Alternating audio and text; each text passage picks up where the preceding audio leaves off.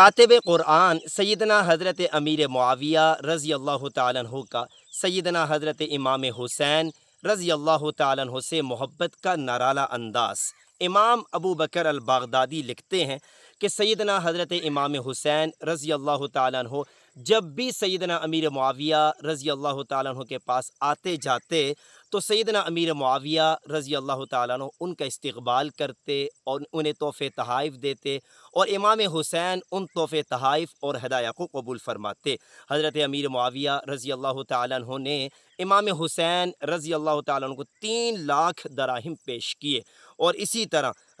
سیدنا امیر معاویہ رضی اللہ تعالیٰ عنہ امام حسین رضی اللہ تعالیٰ عنہ کے علم اور اسی طرح حلقہ درس کی تعریف فرماتے۔ امام ابو القاسم المعروف ابن عساکر تاریخ دمشق میں لکھتے ہیں کہ امیر معاویہ رضی اللہ تعالیٰ عنہ کے پاس امیر معاویہ رضی اللہ تعالیٰ عنہ نے ایک شخص سے کہا کہ جب تم مسجد نبوی میں جاؤ تو وہاں دیکھو کہ حلقہ کون سا ایسے لوگ بیٹھے ہوں کہ جیسے ان کے سروں پر پرندے بیٹھے ہوں، وہ حلقہ امام حسین رضی اللہ تعالیٰ عنہ کا ہے۔